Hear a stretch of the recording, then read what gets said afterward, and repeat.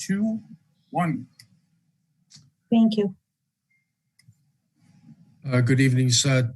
This is Jeff Mullen, acting chair of the panel for the comprehensive permit on 582 Blue Hill Avenue. This is our 11th session. With me tonight is Frank O'Brien and Giselle Joffer as members of the board. We are here tonight to resume the presentation of the application for a comprehensive permit at 582 Blue Hill Avenue. So to recap, let me just spend a few minutes. I'm going to consult my notes. I'll spend a few minutes updating people on where we left this hearing and where we are now. On March 2nd, we heard from the application on a revision of several of the design details responding to comments that the applicant heard from the neighbors, from the town, from the peer reviewers, et cetera, at a high level. And then the applicant asked for some time to revise the proposal, refine the proposal, and then come back to the board and the neighbors in the town, of course, to resume the presentation of their hearing. So we suspended this hearing. We had dates scheduled for the 10th and the 17th, resumed on the 24th, and have agreed to in order to accommodate other 40B panels that are ongoing at the town, agreed to a schedule where we'll meet on available Wednesdays. We've secured the Wednesday slot for the Board of Appeals. So I'm recounting this partly for the people who are listening so that they can plan accordingly. So Wednesdays is 582 Blue Hill Avenue night. So that's where we are. Tonight we'll hear from Mr. Schumer and the applicant's team on the progress that they've made. I know that they've made some submittals to us. They've submitted some interim plans, which we've accepted. They've submitted a revised plan, which we've accepted and placed on the website. I believe both of those are on the website, and today came in a landscaping plan. If I'm wrong about that, Mr. Schumer, you'll correct me, and I won't be offended, but I think that's correct as to where we are. Tonight, we are expecting to hear from you the details of those plans. We also have agreed that tonight we'll spend some time laying out a schedule so that people can anticipate the pace with which you'll conclude entering this application into evidence for the board's consideration, for public comment, for the town's review, and for the re-review of the application by the peer reviewers. So from where I sit, we have a fair bit of work to do that starts tonight. And I want to welcome everybody to the hearing. Before we start, a couple of other housekeeping notes. For those who are paying attention to the website, you may, and I know it's not always easy to tell that new data has come in the website, but we did get a note from the town on 45 Alfred Road, which has been mentioned at this application before, at this hearing before. And there's a recommendation that we do some more work and investigation with respect to that property. Mr. Zawinski, I'd be pleased to hear from him on that if he would like, but I think the letter and recommendation speaks for itself, but I wanted people to know that it exists. We also received some speed data on Route 138 that we had requested from the counters. This board had asked the town to put a freestanding radar or a traffic monitoring device to check the speed. That data is in. It's available on the website. I would ask the applicant to take a look at that. And I've asked for some further review on 138 in general from the town that we can get to that when we do the peer review, but I wanted to let you know that. And then thirdly, we got an email from Dr. Patricia Donahue, who I believe lives on below the hill. I don't know her address, but she has indicated she's got a request in here about the preliminary presentation that you made. So I wanted to bring that to people's attention. That's all the housekeeping I've got. Let me ask the board members before we open up the hearing to the testimony, whether or not they've got anything to add to those preliminary comments. Nothing from Mr. Chair. Mr. O'Brien? Nothing to add, Mr. Chairman. Mr. Schumer? Thank you, Mr. Chair. good evening to the members, members of the public. If I may, I'd like to just say just a few words before turning things. Yes, your microphone is reverbing. Oh, I think all of our microphones. Yeah, I hear it on everyone's audio actually. Is that still Shane happening? Is that better, guys? There it is. There we go. Yeah, I think. Yeah. Sorry about that if that was an issue on my end, Mr. Chair. If I may, just a few words from me before turning things over to D'Artagnan and Jim Burke. And I believe Blair Hines, our landscape architect, is on the line as well. And your summary, Mr. Chair, was accurate. We filed a revised architectural plans and engineering site civil plans last night. The landscaping plan came in this morning. They were catching up to some last minute grading changes that were being made to the plans. But as we mentioned at the last hearing, there were a number of concerns that we were hearing throughout the course of this process from the board members, from the members of the public, from the town's peer reviewers, and from consultants from the neighborhood group, which is represented by counsel, Attorney Hill. The concerns that we were hearing had different focuses, but from our perspective, what we were hearing loud and clear was that one of the primary concerns from all parties, and perhaps the most critical concern, was historical protection on the site. And specifically, we were requested to avoid demolition of the garden complex on the site and the existing home, and to attempt to integrate those into the development of the site. And as we showed the board members and the members of the public at the last hearing, we have redesigned the project to do that, in effect, to save the historic gardens and the existing home in a fashion that is similar to suggestions that were made during the site walk by members of the public and also by the town's architectural peer reviewer, who had suggested that we attempt to break up the building into two and focus more density on the side of the property that was closer to Adelphi Academy. So the project redesign has been revised since it last was seen by the board members and the public, and D'Artagnan will go over that in greater detail in a few minutes. But in a nutshell, what we've done since the board has last seen this is to make some revisions to the site, and specifically on the north building, to provide a greater focus to the existing home and to make that really the focal point of the site as you enter from Blue Hill Avenue. And that was a suggestion that was made by Mr. Bomer at the last hearing. The other concern that we heard quite a bit had to do with the massing of the building, the footprints of the building on the site, and the density of the project at 118 units based on the area. And the redesign that we will be presenting to you tonight attempts to address all of these concerns in various ways. With respect to the site coverage, the site has been reduced from building coverage of 22% to approximately 19%, and that's a reduction of about 5,000 square foot in building coverage. Additionally, with respect to the massing of the building, the previous design, which was criticized by Mr. Bomer and others for presenting what appeared to be an unbroken horizontal span of mass above Meeting House Lane, has now been broken up into two buildings with the existing home as the focal point, both from the front of the site and the rear of the site. And the building closest to Meeting House Lane, the nearest residence on Meeting House Lane, that is, now steps down from 4 stories facing State Highway 138 to 2 residential stories above parking facing Meeting House Lane.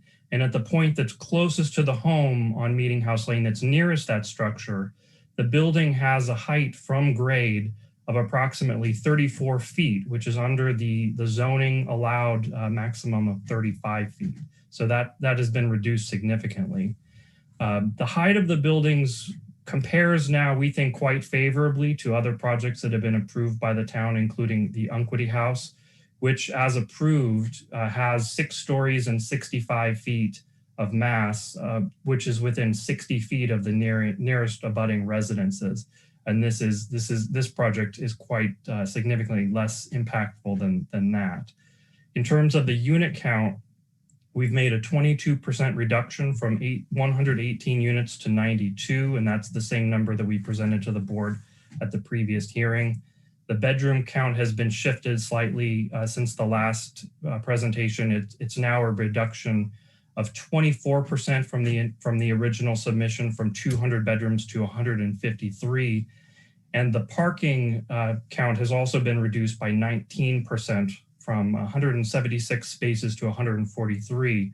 Now, because we've reduced the parking spaces, not in direct proportion to the number of units, a smaller reduction in parking, we've actually increased the ratio of parking per unit from about 1.49 to about 1.55. So the number of spaces has decreased, but the ratio per unit has increased, and that holds with recommendations from Jeffrey Dirk, the town's traffic peer reviewer. Now, in terms of site issues, obviously the reduction of 22% in units is expected to have a corresponding reduction in the amount of traffic, and that's another concern that has been raised at a number of points during the hearing. The reduction in building coverage also, and impervious coverage on the site, also allows the project to have a slightly smaller stormwater management and drainage system. And that's another large concern that we've heard at a number of points from the town's peer reviewers and the neighbors. And so that was really the first point that we started working on, even before the historic preservation plan had even been formulated. And what Jim Burke will discuss with you tonight now is that on this new plan that he'll be presenting, all of the infiltration chambers for this project are now located outside of the building footprints. And we've conducted new test pits under the supervision of the town's peer reviewer, Tetra Tech, to confirm the groundwater levels and the proper functioning of this system. And I would also like to note that even with this redesign, all of the work on the site is still contained entirely outside of the 100-foot buffer zone to the off-site wetland. Some other site improvements that we've made is a new sidewalk connection to Blue Hill Avenue and throughout the site, a new school bus waiting area, and an additional active amenity spaces, including playground area for children on the site. So that's my brief windup, Mr. Chair. And with that, I'd like to turn things over to D'Artagnan Brown from Embark Architecture for him to get into the details. Thank you very much. Mr. Schumer, before you do that, Sure. Are you intending to submit what you just said in writing to the board as a summary? I certainly can. It sounded like maybe you had notes that might be helpful for people to, it was a helpful summary of where we were and where we are that I think people might appreciate. I certainly would. Certainly. I'm not asking you to do anything that you weren't otherwise planning on doing, but I was trying to take notes and I was realizing that you were talking faster than I can type. I think I might have the habit of doing that from time to time, Mr. Chair. I do have some bullet points that I was consulting while I was speaking to the members, and I'd be happy to submit those. Thank you. Mr. Brown. Awesome. Thank you, Jesse. Thank you, Mr. Chair and members of the board. We appreciate your time tonight, and we're truly excited to take a step back and talk through the thought process on what is an evolution to what we presented at the last hearing. Just want to do a quick thank you to the team, our team, in addition to the clients that we've spent a lot of time working through the reapproach to the site, to our landscape architects, to our civil, which we'll be all getting through as well during our presentation. With that, I'm going to quickly share screen. I think, Beverly, do you mind allowing me to share? Shane? Yep. If you don't mind, if I could share screen. No, I know. I'm asking the Milton access. Oh, okay. Yeah. Oh, wait a minute. No. You have a lot of icons, Beverly. Oh no, you're not supposed to see that. Yes, I'm busy. Yeah. Let me see. I think it's sharing your screen. Yep, it is. So If you're on the bottom, Beverly, if you hit stop share and then maybe allow. I appreciate that. No worries. It happens. It's funny, as much as we're on Zoom, every day we have something new we have to figure out. We do. I'm just waiting for Milton Access to respond to the share screen.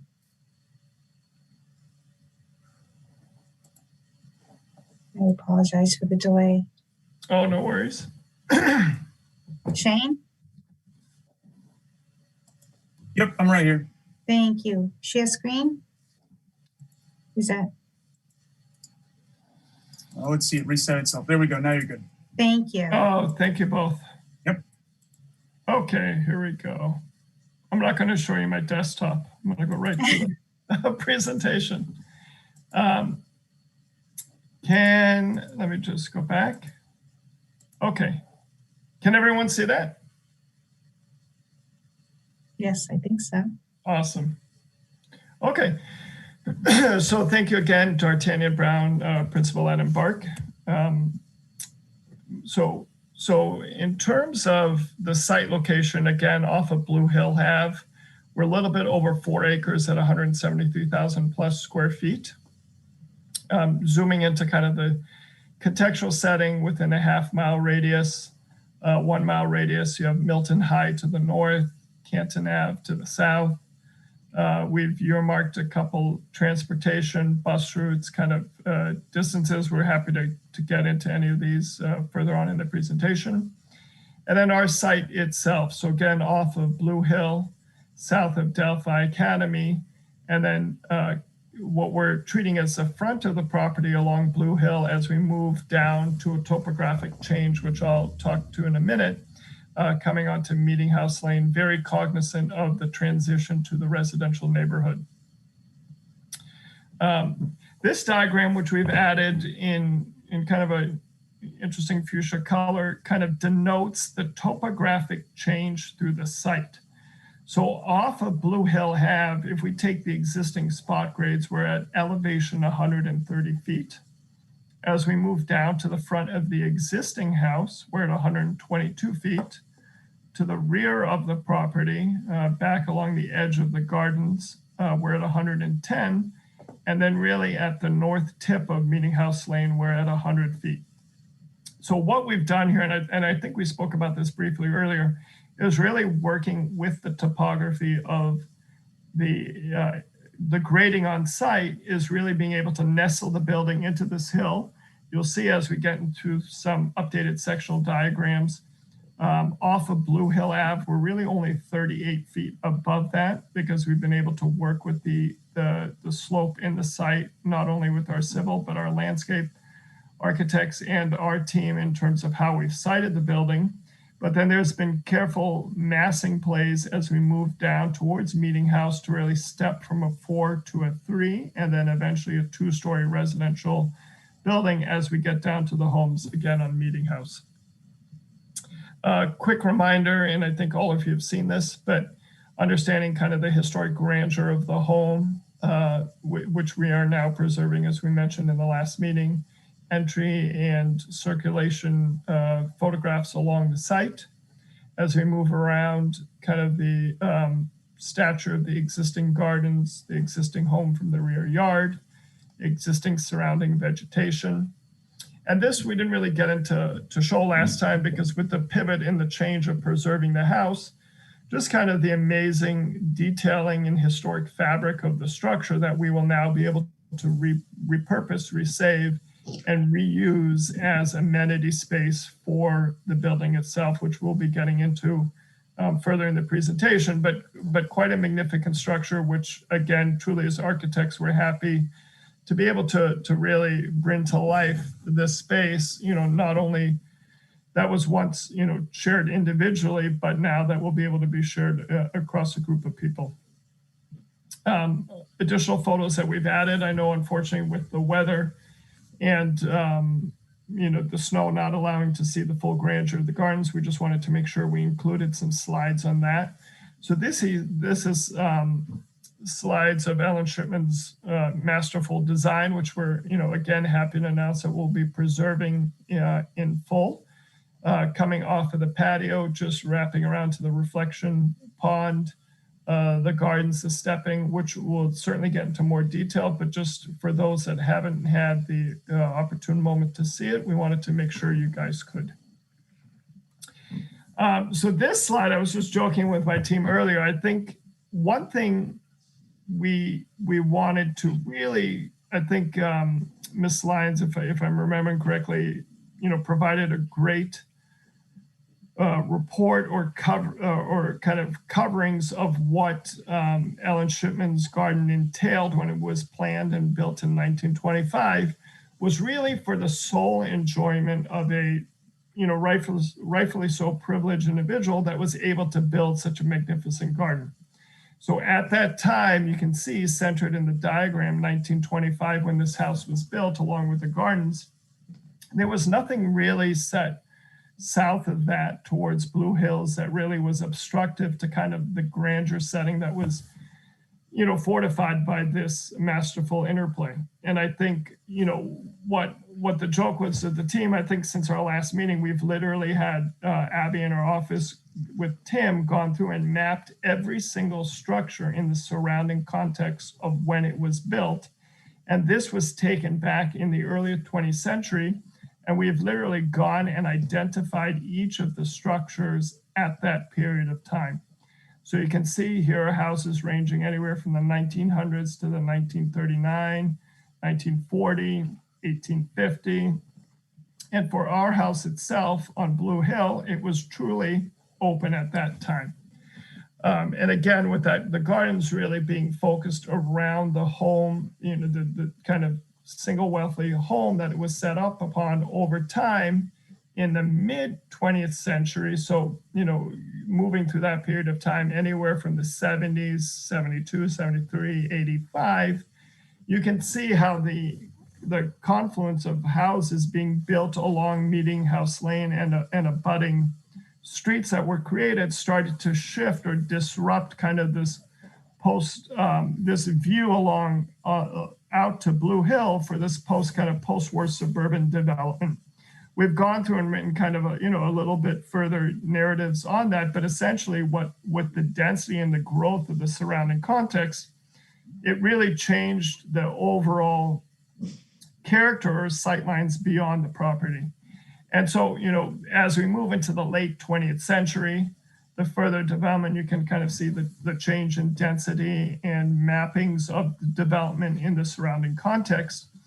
And I think one thing we really took away from it was kind of a fortunate moment or understanding of the positioning of the garden is at the time in the mid 20s when this was created, it was really created for a sole exclusive use of the individual residing in the structure or commissioning the structure. And I think one thing, that's exciting for us as architects and landscape architects in urban setting is really being able to flip that and now have it become a magnificent experience for multiple people to use. So it's no longer kind of focused on that sole individual, but it's really set about, through, not only through the 40B, but really using that as part of a vehicle to have us afford the ability to repurpose this or kind of restore it to its historic grandeur so that it can be used by many. And you'll see that as we move along. So just a quick recap back at the Pell application in February 2020. The existing structure, really, obviously, kind of raised the existing house and structure, 120 units, really kind of creating pocket areas for outdoor space. We heard the idea of being able to kind of transpose a lot of the gardens to create our reimagined courtyard. So this was back in May 2020 when we dropped down to 118 units. And then lastly, kind of this whole notion of really pivoting and preserving the existing structure. So here, and we'll walk through kind of the main comments heard from last time, but here the real premise behind this is the preservation of the majority of the existing home along with the gardens, and then really flanking west and north kind of two structures that, following kind of the guidelines and understanding of being able to create density in a very thoughtful approach to the site. You'll see we've made some modifications and shifts and started to allude to the architectural narrative around the framing of these houses, addition to the house, a way to really make sure that the gardens and the home are truly the gem of the property.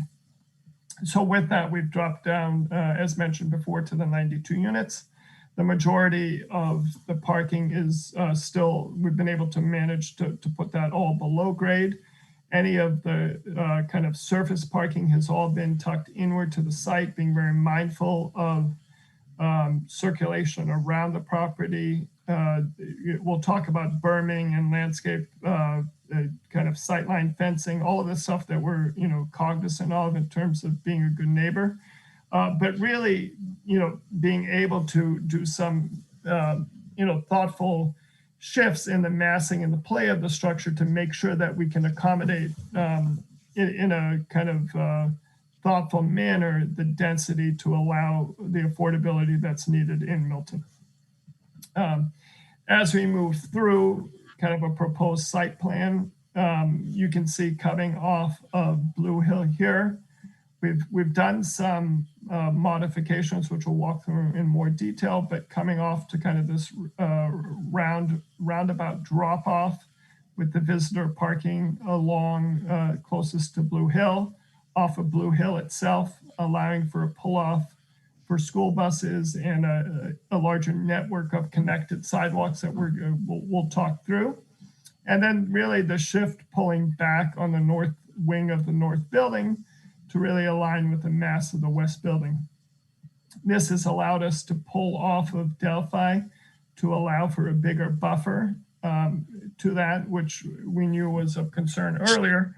And then as we move down through the site, really the stepping of the 4 to the 3 to the 2, and you can see kind of that the circumference, so the circumference navigation for life safety and egress through the site. The biggest thing here you can see again is the preservation of the existing house, the existing gardens, and keeping in mind too, which we'll show you through some sectional diagrams, really the stepping and putting the mass, which we understood and heard from working with Cliff during kind of some interim processes on having the density of the site towards Blue Hill and Delphi, and making sure that we can have a fruitful transition down to the residential neighborhood context on Meeting House Lane. As we kind of dive into the site circulation itself, so a lot of thought went into how do we really disseminate or break down 4 major levels of site circulation. So starting at the north of the page here, what we're doing is really tying into kind of this potential future public infrastructure along Blue Hill. So, albeit we're starting immediately on our site, allowing for a connection to a bus stop and pull off for school and children, but how that can tie into the future public infrastructure. That's denoted here in the heavy dash orange lines. When we enter onto the property, really looking now at what we're deeming as kind of the primary circulation, walking circulation on the site. All of this is fully accessible, working closely with Blair and Jim, making sure all of the grading will allow for this to happen in terms of fully accessible access to all major parts of the development, and also connections back to the kind of public infrastructure. Stepping down from that, what we call is really the secondary interior walking path. So, once you're in the main historic structure, being able to step down and scale to, again, what we're deeming as secondary walking circulations. We've created an outdoor active play space for kids. I'm not going to steal the thunder from Blair, but we have a beautiful planned orchard, patio space, circulation. And then really the last, or the fourth, is kind of what we're calling this very meditative tertiary paths around the historic gardens. And so, our idea with Shipman's Gardens is really allow this to become a wonderful space that residents of the buildings can go and lament. They can sit back, they can relax, they can, be able to experience a period in time that, hopefully in turn will help shape their creative thinking for the future. So really looking at this at kind of 4 levels, again, starting off of Blue Hill, stepping back down to a primary, secondary, and tertiary levels of experience on site.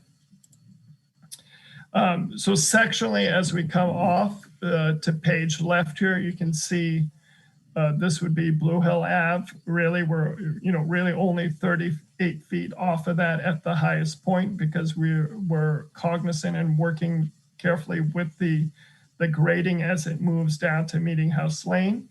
You can see the stepping of the building from the 4 to the 3 to the 2 stories, and then a cross section going east to west as well. And you can see the preservation of the existing house and how that can tie in to an adjacent new building that also allows us to reinforce the kind of accessibility throughout the entire development. Another thing we heard that was, I think, very critical in terms of making sure this new intervention was planned carefully was the understanding of the solar and shade impacts to the site. And we did run through all of these summer, winter solstices, fall, and spring equinox on a 9, 12, and 3 time frame around the site. And what you can see here denoted is the existing structure in the middle, and then the proposed buildings west and north on that. And I think, Daniel, if you don't mind maybe just tapping quickly into kind of the surety around how we've mapped this would be helpful. Sure, absolutely. Yeah, thanks, D'Artagnan. So we used our Revit data that we had used to actually generate our building plans and building models. Made sure that was oriented to true north. So you can see this arrow over here pointing to true north. And you use that to map at the summer solstice, the spring, fall equinox, and in winter, 3 different times throughout the day. So this is how we typically look at this kind of a study. So we look at it at 9 a.m., at noon, and at 3. Usually if we go later than 3, it becomes really distorted, but it gives you a great sense of how the sun kind of moves around the site throughout the day, and really focusing in here on the winter time period. This is really where the shadows have the most effect on both neighbors and on the site. And we really wanted to do this to make sure we were studying, how the building works in terms of locating our buildings around the garden, making sure that they're not casting undue shadows on the garden itself or on any of our neighbors. And so luckily with the topography of the site and with the location of the gardens, really the worst case scenario in terms of, where shadows are cast on the garden is at, 3 p.m. In the winter time. So this would be at December 21st. And really here, the majority of the shadows are cast by the building, by the garden walls themselves, with the majority of the shadows of the building itself casting kind of due north over the property itself. So a really an integral part of how we kind of sited the buildings and started to think about that part of the strategy. Thanks, Daniel. And we're happy, as we mentioned to Cliff in the past, we're happy to share this model with anyone. It's all kind of geo-mapped in terms of longitude, latitude, elevations. Everything is modeled in 3D. So again, we're happy to if anybody wants to step in and just see how we've mapped this, we're definitely happy to share that information. As we move through the building itself, so, mentioning earlier, working with the grading of the site, really being able to tuck in the majority of the parking within the garage. We have gone through and figured out for comments raised earlier around trash, utility, storage. So coming off of the lobby, kind of a central trash room that has access throughout the building. and allows you, even on the west building, to bring through and circulate. And then the idea is that we'll have holding rooms and services that will come and pick up the trash. We'll certainly be able to talk to that further. But the idea that within the footprint of the building below the courtyard itself, we have a connective garage that allows us to manage us all within the perimeter of the building itself. As we move up through the building, again, kind of those grand photos we showed of the amenity space, really being kind of the focal point of the development coming off of that courtyard, being able to connect out onto the landscape areas here. Within the buildings, we have 40 units. In the west building, 50 units in the north building, and then 2 units in the second floor of the existing structure. Again, tapping into the existing structure, we can make sure we allow for full accessibility throughout the building, and be able to upgrade that building to its, taking it from what is a decent state, but making sure that we can bring it in terms of efficiency and use into the 21st century. Again, as we move up through the building, you can see the stepping from the second to the third to the 4 stories, and really not only along the north, pulling the building back to align with the west, but in terms of the south end of the building, pulling that back as well to the existing alignment along the historic structure. At this point, I'm going to ask maybe Dan or Tim to just jump in and run through this. Yeah, Tim, do you want to join? But essentially piggybacking off some of the existing photos that D'Artagnan was showing earlier of the existing house. As we started our facade design exercise, we really started to take a look at a few of the unique moments in the project. This really interesting interplay of the whitewashed brick, creating this kind of tonal variation within the brick itself. Some of the shutter elements, even picking up on some of the patterning of the windows here, how they have this kind of asymmetry to them. And then also studying some, classical, other examples of kind of classic Georgian architecture, and looking at how they dealt with it at, even these kind of larger scale buildings that are perhaps a little bit closer to the proposed additions to the building. Picking up on a few of those elements as well, like, housing the top floor of the building within the roof structure itself. And then we also looked at, how do we preserve the character of that house with our new interventions as well. And really excited to be able to preserve as much of this front facade as we can, and really showcase that as you enter the site. And taking some of the peer-reviewed comments, we really wanted to allow for this contrast between the existing house that we're really trying to showcase, and then allowing that to be contrasted by our new development that would be in keeping with the principles of Georgian architecture. It's kind of gravity-loaded columns and kind of clear delineation of the building facade components, but have it contrast that existing building and really allow that to highlight the existing building. So we're looking at these kind of cleanly detailed versions of sort of with the mansard roof aspects and some kind of very simple brick detailing, to really again highlight the existing building. So this is just taking a step way back and looking at our previous rendering of the initial proposal, and then moving forward. So this is our looking at our proposed building now from the other side of Blue Hill Ave, looking at where you enter the site and really looking at that entry courtyard that D'Artagnan had highlighted earlier in plans. So this is that whole kind of entry sequence with the courtyard there.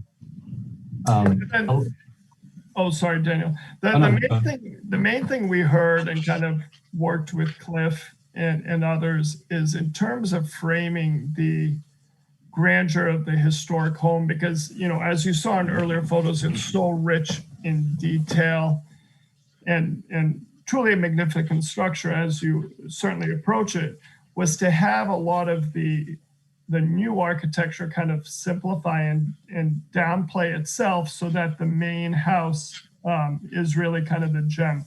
And so in terms of being able to pull back the north wing of the building, really kind of create almost this bookend framing to the house. And then as you move in towards it, you can see we're able to, create a really nice drop off roundabout courtyard that brings you to the front of the home. So it's very deliberate in the setting of this building. This wall here ties into the edge of the gardens with the gateway, which would be all preserving itself. And then as the new intervention meets, there's again a deliberate kind of connection to the existing structure. As we move around back to kind of the southwest side of the property, here you can kind of see the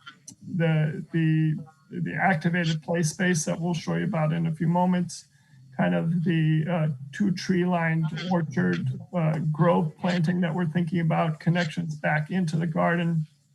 Really the main house being preserved here with kind of these flanking new structures that downplay, we're literally skinning through and working through that, but the idea on kind of the materiality is maybe to play off of the existing house in a little bit more of a cleaner modern take.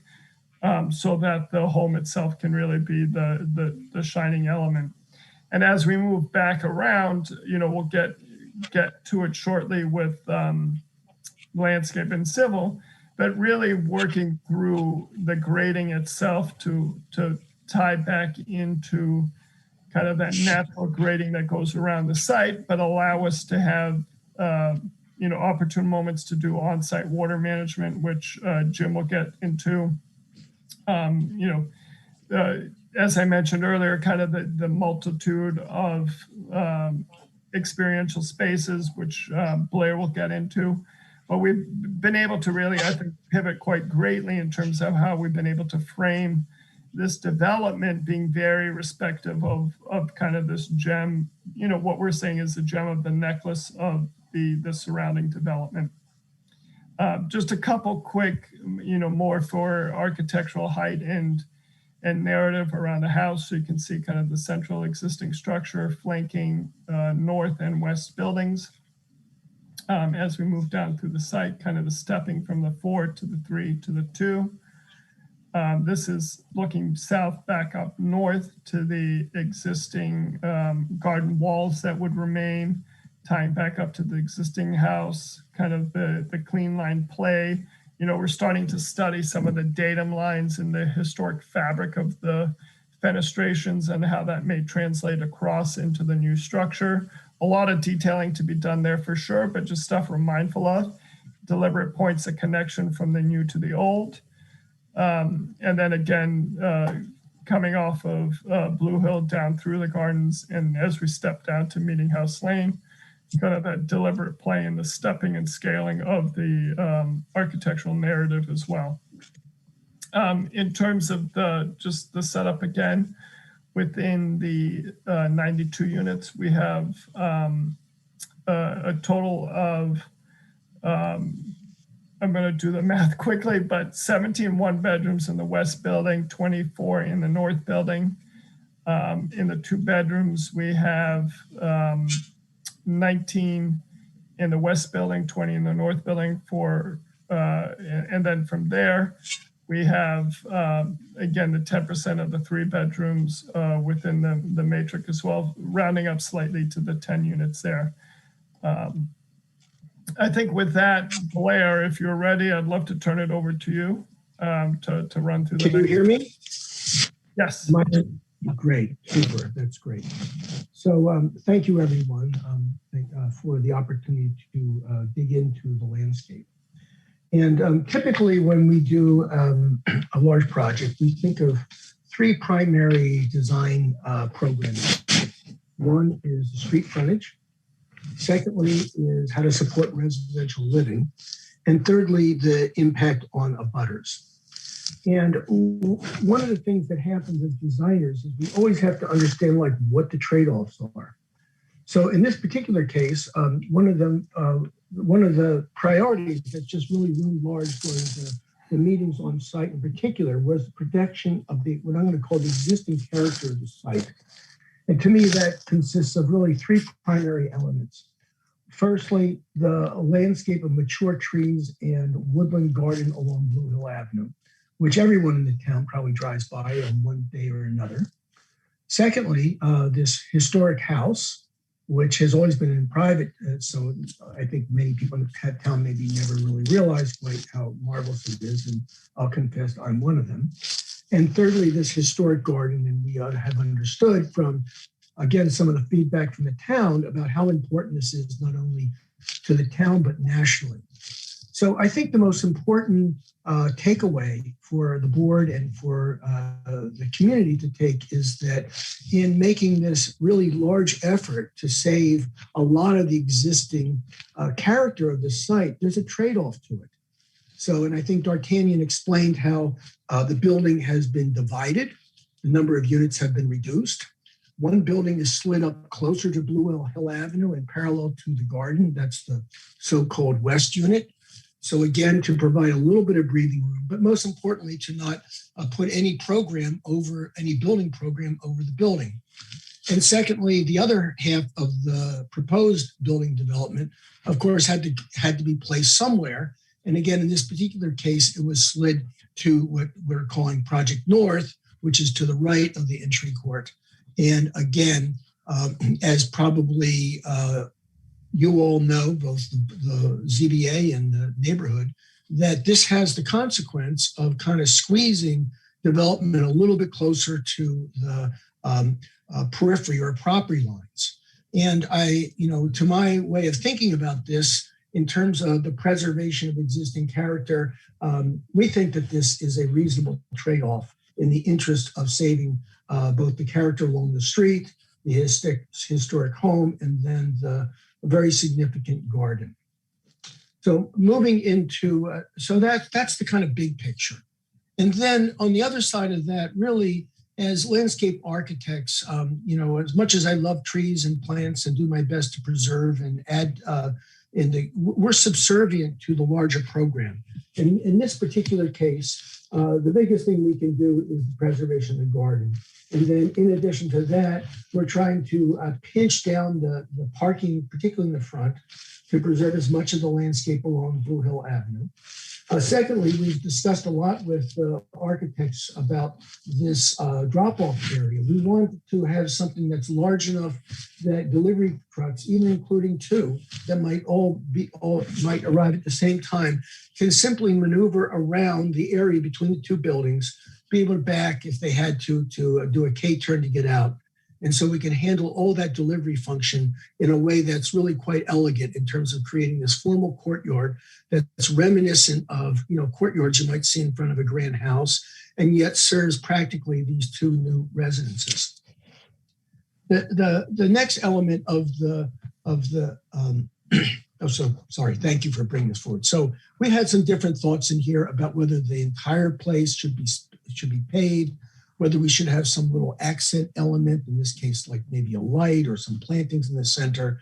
So just take this as an opportunity that's going to be further refined as the project moves forward. If you shift up one, please. Just a second. First, I just want to finish the talk about the planting. Go the other way, Blair. Yeah, that's perfect. Perfect. Sorry about that. So what I wanted to talk about also is the thinking about how we start to further develop the landscape to support residential living. And in this case, we were thinking about an active play area, which is one of the comments that we had received. And secondly, to create some type of an additional kind of amenity element and landscape between the historic gardens and the parking, as I mentioned, that is being pushed to the periphery of the site. And one of the things that we're also showing some illustrations here of is to come in with some very robust plantings along the edges of the site. And one of the things that everyone's probably noticing here is the linearity of the plantings. So in thinking about the formal characteristics of the garden, one of the things we thought would be a good design move would be to amplify that by reflecting that further into the landscape in terms of an outlay of whether they're sort of reminiscent of an orchard. They could be crab apples. There could be some other small ornamental trees that would add a lot of distinction. and create another layer between the building and the garden, and moving further in terms of residences to the sheet bottom. When they look up, they'll see some evergreens, they'll see some deciduous flowering trees, they see the gardens, and then the building beyond. And then similarly to the left side and the right side, we're proposing linear plantings of evergreen trees to again pick up on this formal character of the gardens. So please now go down to L3. So L3, again, the courtyard is still a work in progress. We think it'll be a real gem. The next sheet on L4 is the idea of creating a play space that provides activities for children of all ages. And so on a final note, as I think you all probably understand, this is not done. This is establishing a design direction. And as we understand, one of the things that's very important when we get feedback is to help us to set priorities. We understood very clearly about the priority about the gardens, and that led to some, I think, a major change in how the buildings are sited. As we move into some more detail here, we need to understand further from the town about, where the priorities are between the buildings and the property lines. So with that, I thank you, and I look forward to further comments from the community and from the board. Awesome. Thank you, Blair. With that, we're going to shift into civil engineering and ask that, Jim, are you ready?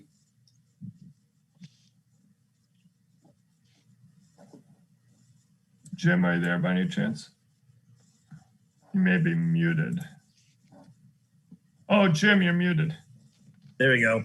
I was in full screen. I couldn't find the mute. Everyone hear me okay? Indeed. Okay, so thank you, D'Artagnan, and good evening, everybody. We had an opportunity to not only revise the civil site plans, but we also added additional information to the existing conditions plan, which you're looking at right now. We did some additional soil testing as requested and witnessed by Tetra Tech. It gave us a better idea of how groundwater is flowing through the site, and allowed us to really fine tune the stormwater management system for the particular design and discussion tonight. In addition to that, we also actually cameraed and video inspected the drain lines on site, as well as the sewer main on Meeting House Lane. The inspection of the drain lines allowed us to determine that there are no infiltration structures on the site. All the stormwater runoff from the roof and from the paved areas are point discharged on the property and flow off site. The existing conditions, watershed and HydroCAD calculations remain accurate from the original assumptions. As far as the sewer goes on Meeting House Lane, it actually is a 10-inch line in very good condition as it accesses the property. So from the cul-de-sac onto the property, that length of pipe is 10-inch main and in very good condition. As the services, as they go towards the school and up to the house, those certainly need some help, and we're the civil drawings you'll show those improvements again. You want to click down 2 sheets? This is the garage layout. It shows the 81 spaces that are laid out within the garage with the access from the north side of the building. There is a driveway. That's essentially the flow paths for the traffic on the property have not really changed significantly. It's still a 24-foot curb cut on the north on Blue Hill Ave, with the access road 24 feet to the driveway, to the garage access, and then a 20-foot aisle all the way around with surface parking, 63 surface parking spaces, I believe, that provide the balance of the 143 spaces. Next sheet. The next one shows how the layout works with the two new buildings, as well as with the salvaged, the restored existing building, along with the garden space. It has the sidewalks providing access throughout the site, as well as to a bus stop area on Blue Hill Ave towards the north. Next slide. So the grading, we took obviously the leveling areas. We made sure that those were there at both curb cuts. We've got I think a 2.5% grade at those locations. We have driveways that range in pitch from a high of 8% to a low of 1% across the rear parking area. That provides proper cover over one of the stormwater management systems, recharge systems that is located underneath that parking area. We have access to the garage at elevation 11.4, 111.4, and 12 feet above that is the finished floor for the two new buildings, and it matches the existing finished floor of the existing home. The courtyard at the section of the west, north, and existing building that slopes away from the both of the doors, and the runoff from that graded area is picked up by some area in those locations. Excuse me, Jim, just hold on a sec. Can I just ask if you're not speaking to just mute your microphone? I'm having a hard time hearing. But you want me to repeat anything? No, not you. No, just, okay. But I hear a lot of background. Maybe that's just me. I don't know, but okay.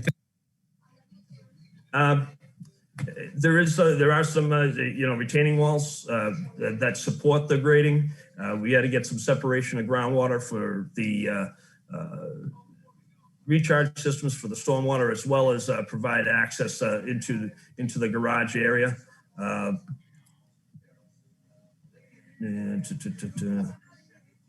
Next slide. And as far as the utilities go, I revised the water connections slightly and moved them further to the south, along with the power, the electric, and we access the water. We do cross Blue Hill Ave and access the main that the city requested. The gas is located on the opposite side of the northerly curb cut.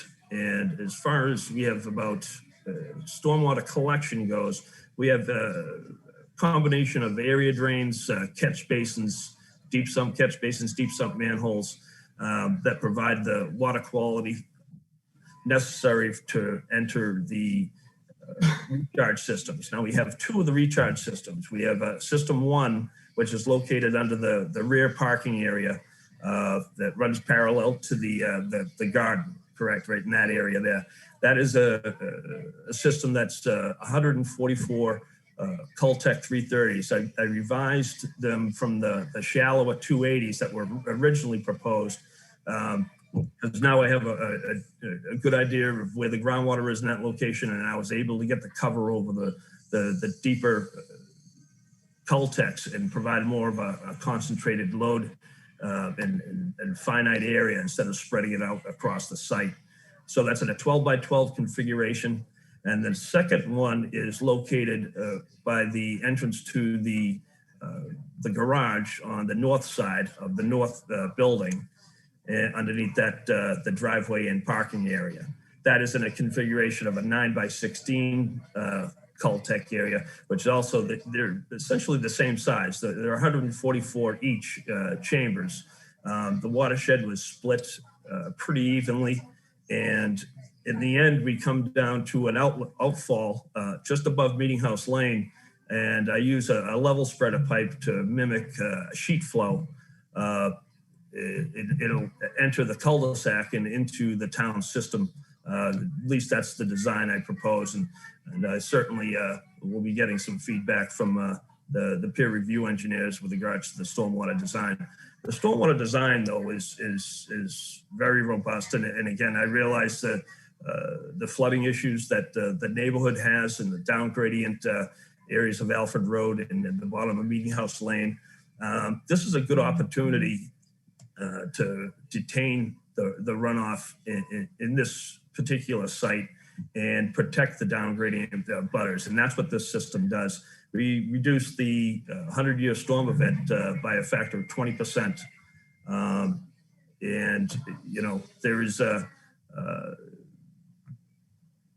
room for improvement, not room for improvement, but again, if there's, I think the system's robust enough to handle it. But, you know, with the peer reviews, there is an opportunity for me to expand the system in case they have certain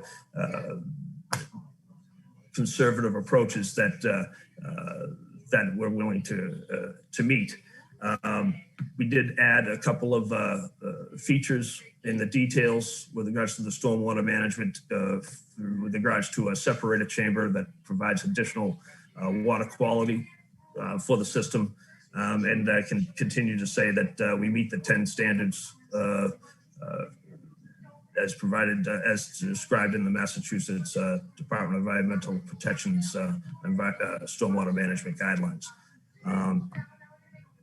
At that, like I said, if you have any further questions, if I could bring up the sewer connection for the school, we basically intercept the service as it comes onto the property with a sewer manhole and provide just a relocated 6-inch service and connect it up to our service for both domestic and oil water separator, and connect to the rebuilt sewer manhole that's onto our property that ultimately connects up to the Meeting House Lane sewer, which I stated earlier is in very good condition, and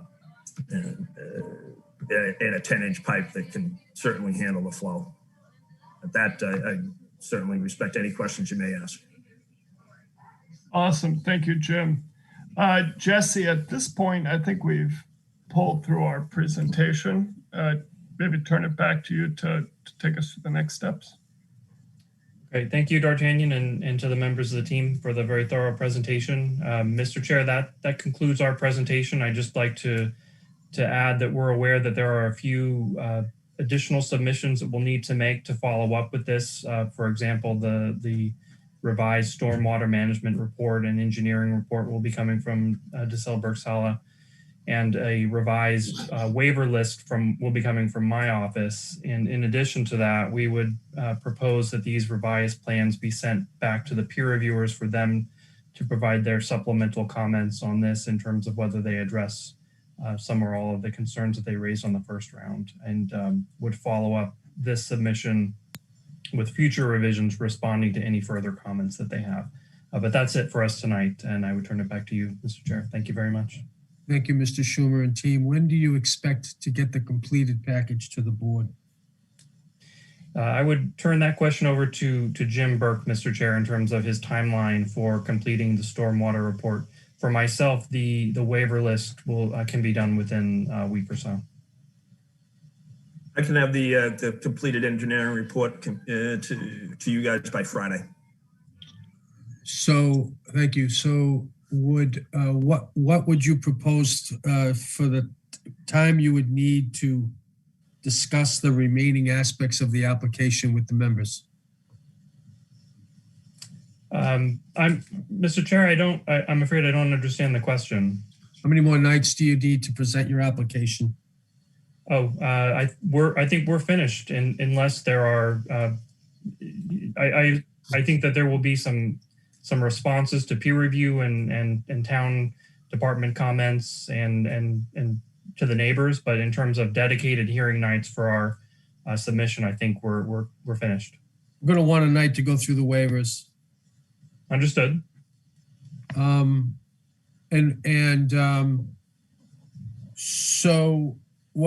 then what you're saying is you've completed your application, and now maybe we can stop sharing that screen.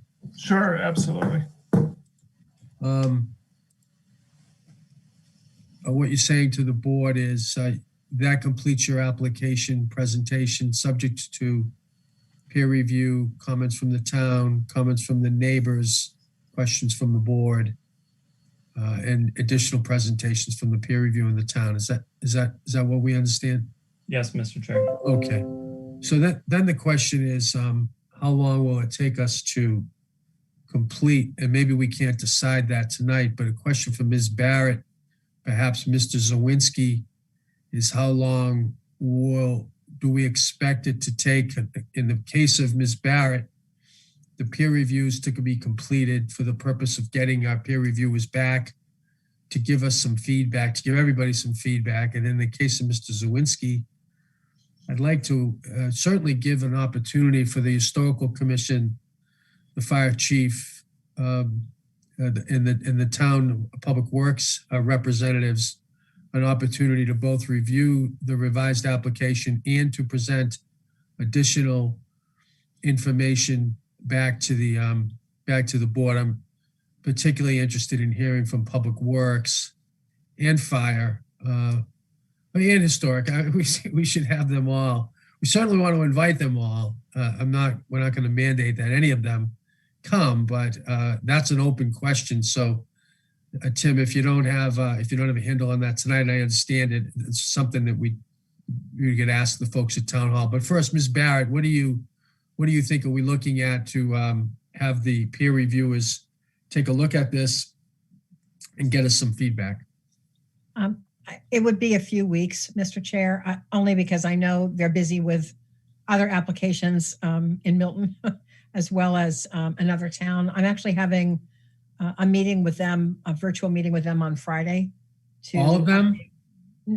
Well, with design and engineering in particular. I can certainly follow up with traffic as well. But those two in particular, I have a call scheduled on Friday. So I'll be able to give you a better sense after I speak with them. But I mean, they're going to need a few weeks to go through this. And, what I don't know and I can't predict at this point is, depending upon what they come back with, I don't know if the applicant is going to want to make more changes to their project or if this is really just it. So it's a little hard to predict how many more meeting nights we may be talking about. But in terms of the peer review, I would say probably 3 weeks. Okay, so that's April 14. And I'll try to get both of them on the same night, Mr. Chair. I just think it would be easier for everybody if we had both of them available.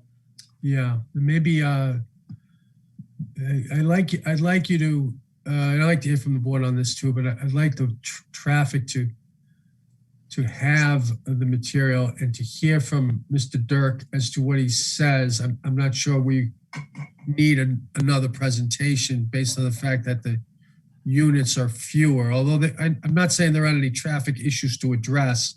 Right. I'm saying that I don't know that the peer reviewer can add anything that he hasn't already shared with us in light of this. And perhaps the site design can get into the site circulation issues that are present in this application, particularly with respect to the issue that Dr. Donahue has raised, which I know is on the table. Okay. Right. So and then Mr. Zawinski, do you want to be heard on this, or do you want to consult with your colleagues in town government and be in touch with the board regarding the ability of town officials to share with us their thoughts on the application? Thank you, Mr. Chair. So the way I think that we would like to approach this, and we sort of missed the boat on the first iteration because I think it was a really quick moving target and we got some changes to the project. I think we would want to maybe, if there's going to be presentation by the peer reviewers, I'd like to sort of have my folks come in, perhaps the hearing after that, depending on when we get any sort of written documentation from the peer reviewers. I will get that into my team's hands as soon as we get that. It will be helpful for them to sort of, hear the presentation as well. Everyone is taking everything in as we've heard it throughout the past weeks of this hearing. But it is very helpful for our folks to be able to, look at the application and also look at the peer review reports. And, it may be as simple as, hey, we think the peer review is great. You should listen to them. Or they may have some additional, comments beyond that. But I think, at this point, perhaps the hearing after we have some peer review presentations. And, again, depending on, the amount of time we get the reports in, ahead of that, I may be able to get some feedback from my folks that maybe it may take them a little bit more time. But I'd like to, try to keep this thing moving at a good clip. And I think everyone on my team has been, really cooperative and really interested in digging into these details and, getting their input in. So that's the way that I would see it. So, give them an opportunity to digest some of those peer review reports before coming back in. Thank you. All right, why don't we hold on scheduling issues for now? That's helpful feedback. Thank you, Ms. Barrett, Mr. Zawinski. Let me ask members of the board have questions for the applicant at this time. Ms. Joffer. Good evening, Mr. Chair, applicants. Thank you for the presentation today. I do have a couple of questions, and maybe the first is more of a request of Mr. Burke. And you may have said this, so I'm either asking you to repeat or clarify or say for the first time, not quite sure. With respect to the drainage, can you highlight sort of the primary differences? I know you described sort of the new setup, but what are the changes here that are making it better? And then similarly with respect to the sewage, that would just be helpful for me. Sure. I'd say that the main thing that makes it better is the fact that we have a better handle on where the groundwater is with respect to, we did an additional, half a dozen test pits throughout the site.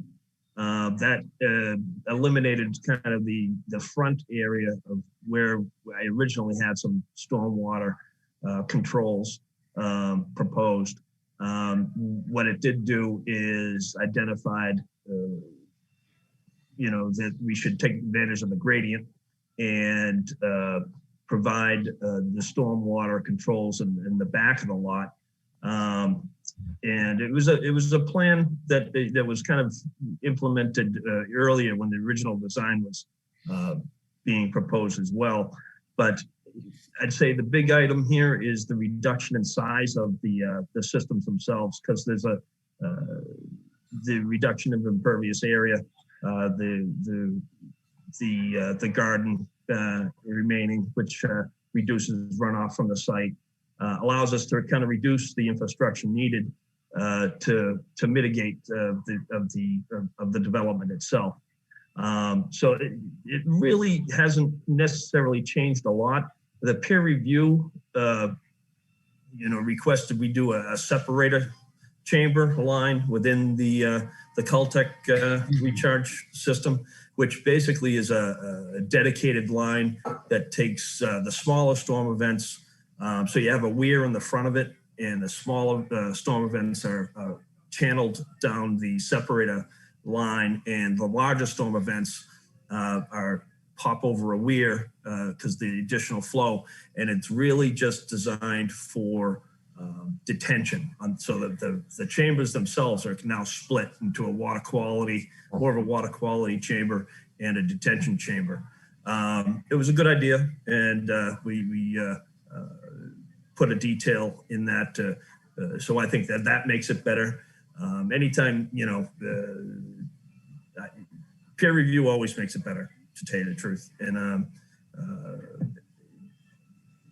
and then as far as the sewer goes, the existing sewer service coming from the school, it empties into a manhole that looks like it was, built, a little haphazardly. And the camera, the video shows that, and we'll certainly make the videos available to the town and to the board themselves and submit them for record. But it shows that the service itself needs some help, and it does show that the sewer main that runs from that manhole at the back of the property to the sewer main to the sewer manhole in the cul-de-sac of Meeting House Lane it's in very, very good condition. So the real process is just to kind of intercept that existing service for the school and put a new service online that will probably reduce infiltration into the line, which is always good. And at the same time, connect up our service to the that same sewer manhole itself. So the infrastructure improvements for this project will be fairly significant in the end too. You have, I think, 16,000 gallons per day generated from this development. The town of Milton has a 4-for-1 I&I program where you connect to the sewer, you're responsible to remove 4 gallons to your 1. So 4 times 16, I mean, you're looking at 64,000 gallons of I&I removal. Another benefit of just building this particular project. So I think the infrastructure improvements are a benefit, and I just hope that answers your question a little more clearly. Yeah, I have some follow-ups. Thank you. That was helpful. But so with respect to the drainage, the separator chamber, is that what reduces water events or the impact of water events by 20%? No. That's the detention. So what happens is you have a certain amount of runoff coming off this property. And I have some numbers here. So for a 100-year event, that goes to Meeting House Lane, you have 14.44 CFS coming off this property. And then you have another watershed that goes to the brook, and that is only 2.7 CFS going to the brook, the intermittent stream off Locust. But if you just concentrate on the 14.44 existing flow, what that detention basin does is it collects the flow. We funnel into this chamber, and instead of having everything or the water run sheet flow across the property in channels that contribute to that 14.44, you collect it and you release it through, I think it's a 6-inch orifice that in an 8-inch orifice. So it releases it in a controlled fashion. So that 6-inch orifice backs it up into those chambers. So the water is detained underground within these chambers itself. And the orifice allows the controlled flow out of the system, and that allows it to go back to the Meeting House Lane flow paths once it's released. So that's what the reduction is. And then, so the 14.44 is reduced to 11.83, and that's the 20%. Right, okay. I feel like I need to study this. So I guess if in your stormwater report, I think it would be helpful if it's not too much of a burden to have sort of a visual depiction, maybe in color, of how that water flows, just for non-engineers, because I know it's such a major concern for the neighbors.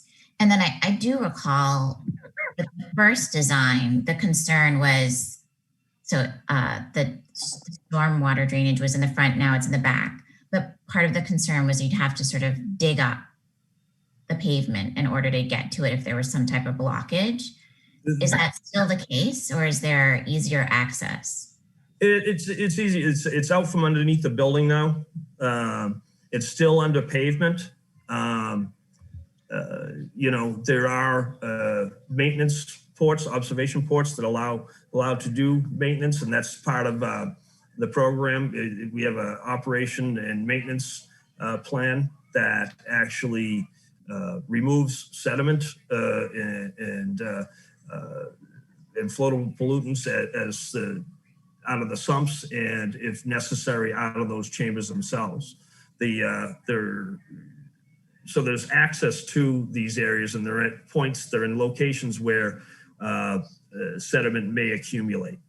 And you typically, like, for example, the separator chamber that runs alongside the detention side, that's designed to actually remove suspended solids and improve water quality. So that, by definition, will need some ongoing maintenance. And that's that'll be part of the engineering report that I'll be working on and submitting on Friday. Thank you. It also sounds like you did some additional testing in the interim. There was a specific request for soil testing. Was that performed? Yes, that was done, and we did about an additional 6 test pits throughout the site, and you'll see where, if you take a look on the second sheet of the submission, there's some soil logs to the left on the left-hand side, and you'll see at the top of each log there'll be a ground elevation, and then there'll be a groundwater elevation right below that, and that kind of dictates where I put the system, in a sense that as you go from south to north, the south side of the site has a higher groundwater elevation in comparison to finished grade elevation. And so if you see, the most separation I have is to the north of where I have system 2 located, and I have I think I have 4 feet of separation to groundwater on that location. The one that's further south, right behind the garden, that I think I have about 2.5 feet of separation. And it's just how the groundwater patterns are on this particular site. I do think that the groundwater, the higher the groundwater, is due to disturbance, in a sense that I think there's a lot of, there was some earthworks in the past that kind of jumbled up the soils and interrupted the flow, groundwater flows through that area. The more naturalized you get, the more defined it is. And that's why we kind of put the systems over on the other side. Okay. And then back to the sewage system and the original design, I think you described sort of a sewage pipe of like 6-inch diameter that would, is that right? That's what we're proposing, yes. Is that the same in this Yes. design? Okay. And there was a request, and I don't know how this would be done, but to actually test if that would, be suitable for the anticipated capacity. Has that been done, or can that be done? Yeah, I mean, I can do a calculation that would show the capacity is fine. I can, just by looking at the gradient of the pipe and knowing that it's a 10-inch pipe, the flow that is a 10-inch pipe at that gradient is significant, and it's probably, I don't know, 100 times more than what we need. That pipe can handle an incredible flow. And I'll tell you, sewers, typically you want them to have no more than half a pipe flow anyway. You don't want them flowing full per se. But I can certainly provide a calculation that shows the capacity analysis for that existing sewer main. Okay. And just to clarify, is it 6 or 10? The one we're connecting to is a 10. What we're going to use for our building is a 6, because that's all we need. Okay. Thank you. Sure. I have, if I may, Mr. Chair, just a few general questions that may be directed. I don't know if it's to Mr. Brown or Mr. Schomer. And they all relate to, I think, potential annoyances or nuisances to close neighbors. Has there been any analysis of lighting, so outdoor lighting, where that's placed and how that would impact the neighbors? Jesse, I don't mind addressing that. Go ahead. Thank you. Thank you, Giselle. So essentially, we will be getting a lighting engineer on board that we've done on other 40Bs. And in essence, all of the lighting design approach will be dark sky compliant to make sure there's no spillage of lighting on any abutting properties. Now that I think that we're further along in the process and have a good understanding of the footprint of the building, we'll certainly get that done now and share that with the group. Great, thank you. And how about noise? So, noise pollution, whether it's like from inside the building or out in the gardens? So similar to that effect too, we do work with acoustical engineers and also in compliance with town ordinances around that. So not only in kind of the more public realm, but also in understanding of the infrastructure equipment that will be needed, from an HVAC cooling perspective. So all of that will have careful study around the selection of that equipment that will be compliant with the local noise ordinances. And I think that's, Jesse, maybe I defer to you on how we fold that information in, but it's something we're aware of. And I think, again, we're in a pretty good understanding of kind of scope and shape to be able to move to that next set of documents. Okay, thank you. And then the third question is about trash. So, thank you for putting that into the diagram. And I see that at the garage level. I look forward to the peer review on it. My one comment / question is that it looked small to me, like the gray space that indicated trash. What is the actual size? Yeah, so that's something, just to be candid, we're still framing through. I think the biggest thing we've been able to do now is provide kind of a vertical connection down through all levels. And in the past, we've brought on a trash management companies to help us form and shape the size of those rooms. So typically the way we've done it is have a separate trash and then a separate recycle chute that brings us down to a storage room. And in that, there's a compactor that allows us to put it into bins and then roll those bins. So typically a room may be 300 to 400 square feet. We've kind of noted the two elevators, and then all of that room behind it would start to shape into infrastructure needed for that. Okay. So typically as we move through the next layering of drawings, all of that information would be kind of calculated through, and we can share all of those, the data around that.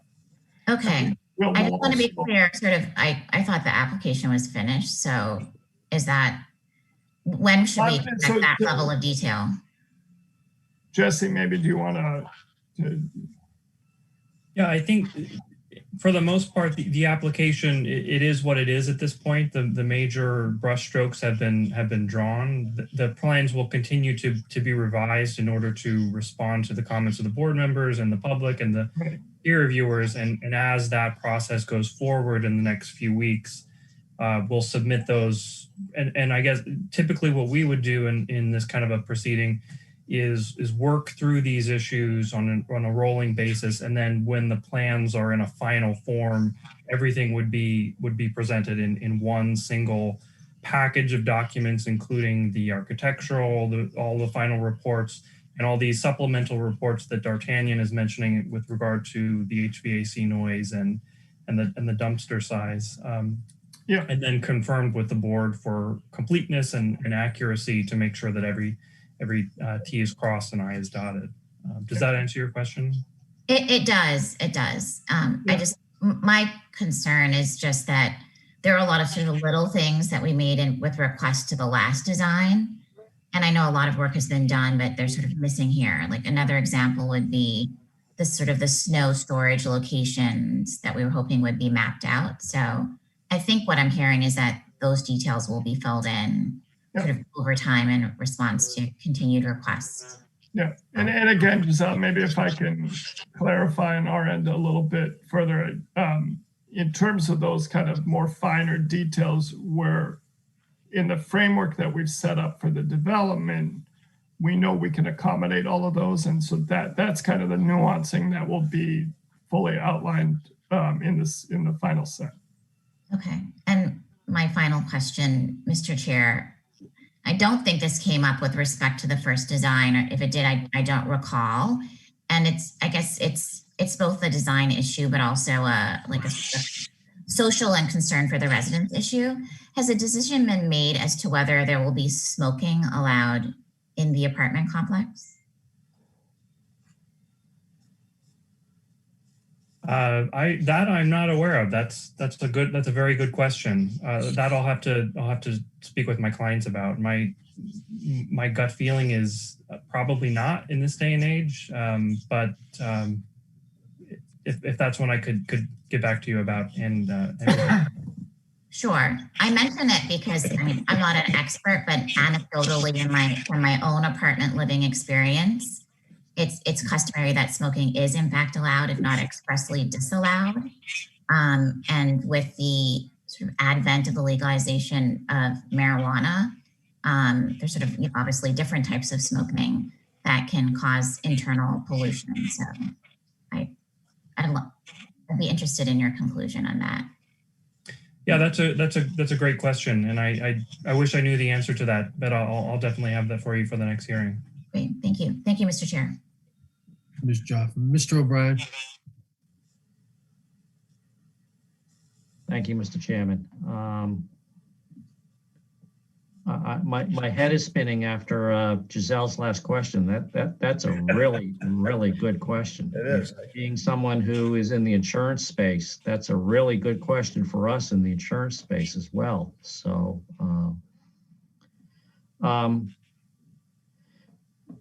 Mr. Chairman, not so much a question as a comment. The drainage issues in this project are huge. We've had a lot of comment on them, and I'm going to review the peer review document that comes out on the drainage issues here. Frankly, my head is spinning here. What worked, what didn't work, orifices, locuses, flows, 10-inch, 12-inch. I don't know this stuff. Maybe I need drainage for dummies. What I do know is that I can't sit here and say to myself that this thing is going to work or this thing isn't going to work, that it's going to make things better or it's going to make things worse. There have been so many changes to this thing, so many different designs, that someone somewhere is going to have to cut through the clutter in order for me, and I assume the fellow members of the board, to make a reasoned decision. So again, not so much a question as a comment and maybe a plea. So with that, Mr. Chairman, I'd hand the chair back to you. Thank you, Mr. O'Brien. I myself am going to rely on Ms. Jaffe, first of all, for her. She's got a good handle on it, but also the peer review. And in fact, the town, I got an echo somewhere. Something's wrong with the audio. I don't know if that's me. I apologize. Is that my audio? I can hear myself speak. Yeah, okay. So I think that's better. Thank you, Mr. Hines. Just as a rule, there was a whole lot of background tonight. So when you're not speaking, I could just indulge you to everybody just put yourself on mute. And if you are speaking, to make sure that nobody's talking behind you, because we heard a fair bit of that tonight as well. And I actually think it took away from the presentation. So that's unfortunate, but that may, and again, maybe that was just me. I think we'll also rely on the peer review and on the town and on the community representatives review, because each of those groups has spent some time on the wastewater drainage, water flow issues. I have a couple of questions, and then I'd like to open up the floor. But Mr. Schumer, so this is quite a bit different than the application that came to the board and on which the Board of Selectmen commented and on which Mass Housing initially approved. you're an experienced 40B practitioner, certainly much more so than I. Can you tell me whether or not this needs to go back to Mass Housing for some type of confirmation, whether Mass Housing has commented on it, and whether you plan to speak to Mass Housing about this application? So, Mr. Chair, in a case like this, it would not be necessary to go back to Mass Housing. Typically, what's done in the 40B permitting process is if the board sees fit to approve this project in this form that we're presenting tonight or in some other form, what we would do is we would, after that takes place, we would go back to Mass Housing for an application for what's called final approval. And at that time, they would review the revised plans and confirm that it meets with their with the approval that they gave, which was for 118 units. And for projects like this where there's a reduction in units, I've never seen it happen where there's been any issue. I've even seen projects that have had substantial changes in terms of the tenure of the project as a rental as opposed to ownership. But as long as it's not a larger project, typically Mass Housing would approve it on final approval. Yeah, I'm not sure I 100% understand that, because it seems to me a lot of this is about finances, and it seems to me the pro forma must be radically different. Well, Mr. Chair, the process of final approval includes submission of a revised pro forma, which at the time is approved by Mass Housing. Yeah, okay. I don't know. Okay, if that's the process, I mean, I want to spend a little bit of time understanding that. It seems to me that these changes are pretty dramatic. Can I ask you how the program is split between the buildings? What do you, Mr. Chair, what do you mean by? How many units in each building? Certainly. So, Mr. Chairman, in the west building, we have 40 residential units. And in the north building, we have 50 units. And in the existing home, the ground floor is the amenity space with 2 units on the second floor and above. So 92? Correct. Is there an intention to match the facade with the brick that's on the mansion, or is it an intention to not match it? To not match it. The existing brick has a nice kind of variegated tone. Yeah. And the thought, not only ourselves as practitioners, but talking to Cliff, is to allow the main home to be kind of the gem of the project, and then simplify in palette material and detailing on the new architecture. And so the thought is to pick probably the main tone of the brick. Again, it varies in color, but use that to be kind of the grounding palette, so that the variegation of the existing home really stands out nicely against a cleaner palette left and right of it. Let's see. I think we might have a session where we're going to dominate the presentation with some questions, and I've got more questions, but I feel like this has gone on long, and I want to hear from the neighbors and potentially Mr. Zawinski. Let me just make 2 comments. The first is, we didn't spend enough time on site circulation. I don't know how the vehicles are going to move. I saw the graphic, but these entrances to me aren't the same. They've got different drawbacks and advantages, but present different issues in the built environment. So I'd like to understand that a little bit more. I think your initial application did a pretty good job in showing how those entrances worked. I'm not saying that. I think these entrances, this might be a better circulation plan, but you had some good graphics on showing how it worked, and I felt like I understood that pretty well vis-a-vis entrance to the garage, number of people who are actually going to circumnavigate, where the Uber is going to work, how the deliveries are working, et cetera. I don't feel like we got into that enough, and I want to spend some time on that. So just to forecast a question that you'll get the next time we meet. And then the second is, when we were out at the site, and I think you, Mr. Brown, a couple of times have noted the effort to try to save some of those mature plantings up on Route 138. And I can see that in the drawing, but I don't know that we really spoke about it. I saw the landscaping plan, and I couldn't distinguish between what was being saved and what was new, although I appreciate the effort.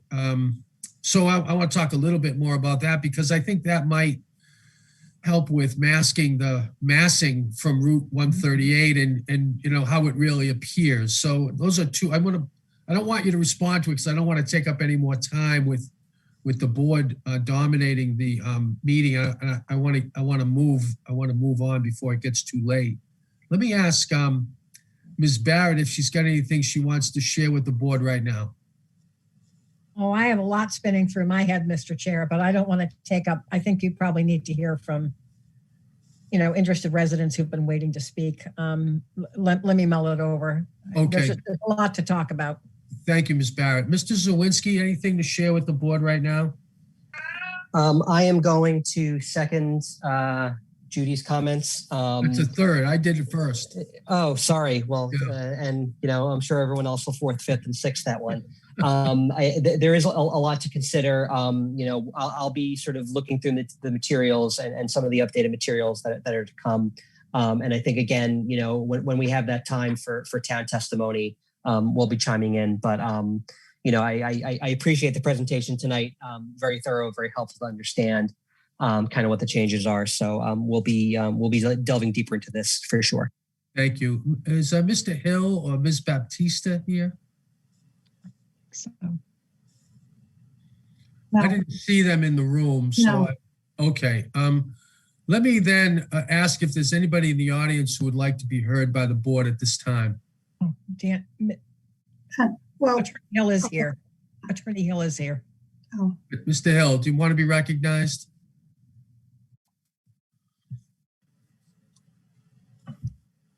Have we silenced Mr. Hill? Oh, he has his hand raised. We've not silenced him.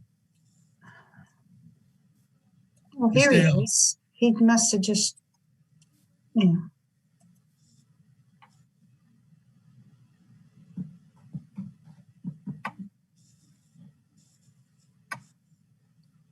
Mr. Hill, welcome to the board. Thank you, Mr. Chairman and members of the board.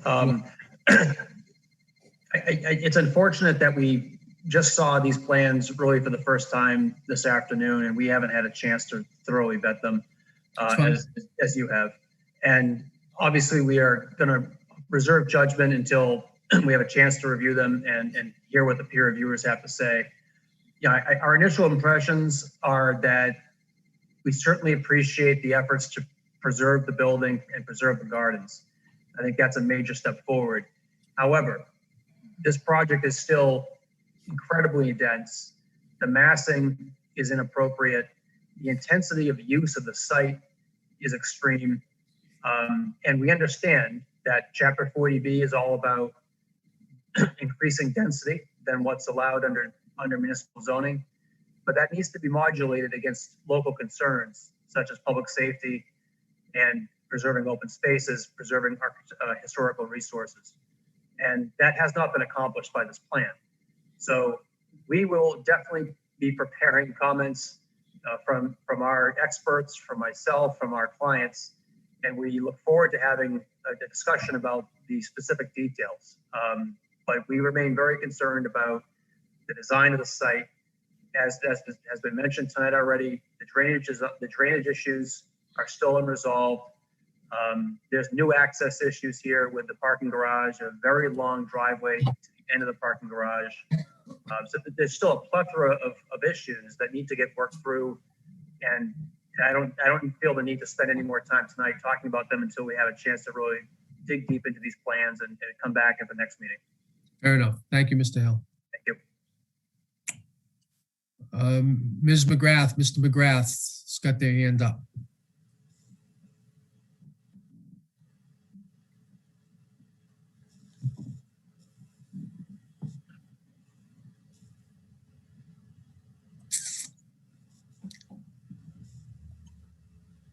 Mr. or Mrs. McGrath? Sorry about that. How was that? That's great. We can hear you. Welcome. Thank you. I guess it was 45 days ago, maybe 5 meetings ago, we had talked to walk the site now that spring has arrived and the weather is more hospitable for everybody to walk the site. Yep. So I was looking to see if we could somehow get that on the agenda. Yep. I have that And in my also- notes. That's part of the follow-up. We'll attend to that tonight. Okay, just wanted to go from there and whether we could, is it worthwhile to have another walkthrough with the community since it's such a drastic change of the development to walk the site again? I feel like it's a completely new development. So why wouldn't the applicants, professionals accommodate the community with another walkthrough to talk further about retaining walls, exterior asphalt parking, which I see as a sheet of water. And I'll stop because I'll get myself in trouble. Thank you. You're welcome, Mr. McGrath. Thank you. We will we'll discuss both issues when we finish the comment period. Anybody else wish to be heard tonight? May I ask? Yeah. Pat Donahue, the hand was up for quite some time and it's lowered now. So I would like to give perhaps an opportunity if she is still available to talk. If that is an option with her hand down. Dr. Donahue? I'm mute. Hi. Yes, can you hear me? Yes. Yes, 2 or 3 quick comments. Just following up on what Mr. Hill and Mr. McGrath said. I don't think the clients or the Tamposies heard the last comments that were made at the end of the meeting that what they were working their plans on and showing everyone today, we all felt that was not the end all, that a significant change still has to be made. The second thing is the parking that is proposed in the back, as Mr. McGrath said, that's just a sheet of water that's going to be flowing downhill. And the third comment that I keep hearing is that 100-year event. We've lived here 35 years. There probably have been 20 100-year events with runoff and storm drainages and floods. So even though that's a nice term to throw out there, that's not practical to what happens in the neighborhood. So I'd like the peer review people specifically to look at the parking and the circular driveway and possibly even think if they need all those spaces, which I hopefully they don't because the number of units should be dramatically decreased to fit the neighborhood, that they go 2 levels down in a parking garage and stop the surface, pavement in the back and the driveway. So a couple of quick comments, but I really think that the developers have not heard the public, nor have they heard the neighbors, that what they're proposing and spending elaborate time and plans on is significantly larger than what really is going to be accommodated on that property. That's my comment. Thank you. Thank you, Doctor. Anybody else? There is not. Okay. Let me attend to some housekeeping. So thank you, everybody. So the business before the board that remains is we'd like to hear the rest of this application really in the form of the waivers. I think we need to hear from Mr. Burke again with respect to the completion of his work. And we may have some questions on the financing. Maybe not, I don't know. We've got that. I agree with Mr. McGrath that a site walk is appropriate. I'd like to hear from the applicant on that. But I also had in my notes that we had committed to a more extensive neighborhood walk of the water coming down off the hill, particularly as it terminates at Alfred before it gets into the brook. There was a sense that we wanted to see if Mr. Berkeley was available to do that. And when we talked about it, there was snow on the ground. So I'd like to schedule that. I'd like to get a night where the town can be heard, where the peer reviewers can be heard, and where the neighborhood's consultants could be heard. I heard Mr. Hill state that he's going to commit some time and some resources preparing comments on the application, similar, I assume, to what he did before. I remember Mr. Chesia made the presentation. I think you may have had some traffic analysis done as well. So that's what we're looking for in terms of the calendar. I'm wondering if Mr. Schumer, you would be available to come back next Wednesday to talk about the waivers that you seek. And while that may be a straightforward process, I want that to be understood by everybody that that is in fact part of the application and an important part of the application, so that it's not, we're preparing this presentation, oh, and we want these other waivers. I'd like to hear from you on that. You did a nice chart that was part of the application that I spent a fair bit of time with. Assume that it's going to not be as extensive as that, but I think we owe everybody a little bit of time on that. Would you be available to do that on the 31st? Yeah, yes, Mr. Chair. And I believe Mr. Burke mentioned that he would be able to file his revised engineering report by Friday. So I'll give myself the same deadline to file that with the board members, to file the updated waiver list. Okay, so then maybe next Wednesday we could hear from you and Mr. Burke, the balance of the drainage, maybe respond to some of Ms. Joffer's comments. Perhaps there's other comments. We'll take some additional questions from the community, just because they will have had more time to absorb what they've heard tonight, and then we'll hear from you on the waivers. That sounds like a good approach, Mr. Chair. And just to let you know, while we've been speaking, I've been in correspondence with Robert Michaud, our traffic engineer, who I see is also on the line. I saw that. He will be available for next Wednesday if you would like to hear from him regarding the site circulation issues that you mentioned. And next week, he will also be filing a revision to his traffic report to take into consideration the plan revisions. That'll be one of the follow-up reports. So Mr. Michaud, I'd like you to take a look at that speed data, which I think you'll find verifies a lot of the data that you did. This is actual data. I've asked the town to take a look at speed limit on 138 generally, which is not uniform. I think you identified that. We've got a 45 mile an hour section in the most residential area. I know it's state highway.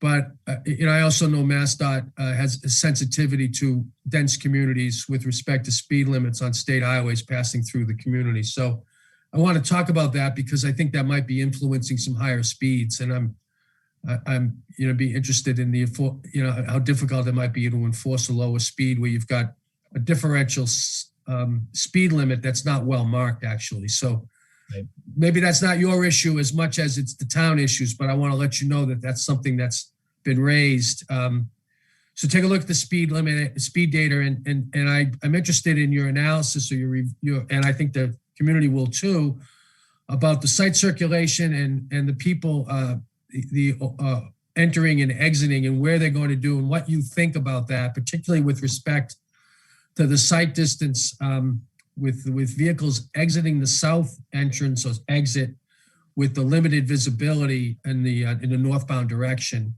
and the north entrance and its proximity to both the school and the light.